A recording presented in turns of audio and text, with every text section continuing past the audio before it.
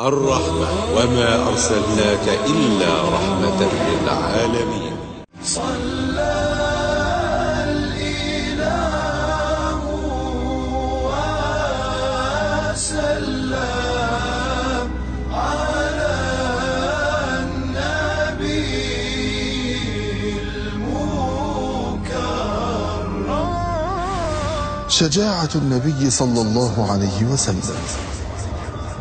كانت شجاعة النبي صلى الله عليه وسلم مضرب المثل ومحط النظر، حيث كان يتصدر صلى الله عليه وسلم المواقف والمصاعب بقلب ثابت وإيمان راسخ، وقد فرت منه جيوش الأعداء وقادة الكفر في كثير من المواجهات، مع أنهم يفوقونه في العتاد والعدة.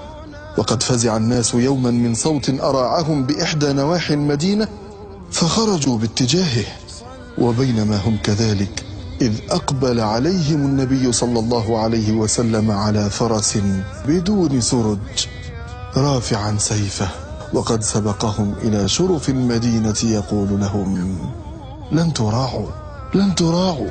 سأل رجل البراء رضي الله عنه: أفررتم عن رسول الله صلى الله عليه وسلم يوم حنين يا أبا عمارة؟ فقال البراء: لكن رسول الله صلى الله عليه وسلم لم يفر، لكن الناس تلقتهم هوازن بالنبل فانهزموا، ورسول الله صلى الله عليه وسلم مقبلا على العدو بوجهه على بغلته البيضاء وهو يقول: أنا النبي لا كذب، أنا ابن عبد المطلب. وفي حيمة الوغى وقد انكشف عنه الجيش يركض صلى الله عليه وسلم بغلته التي لا تصلح لكر ولا لفر، يركض باتجاه العدو وينادي باسمه في وجوه أعدائه المتربصين به، وهذا غاية ما يكون من الإقدام والبسالة.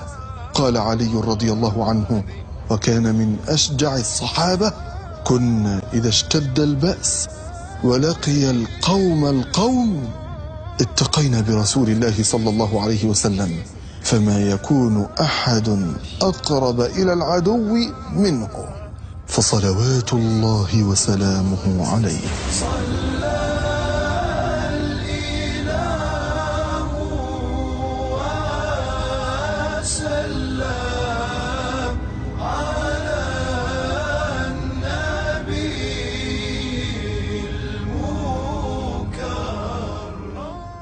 الرحمة وما أرسلناك إلا رحمة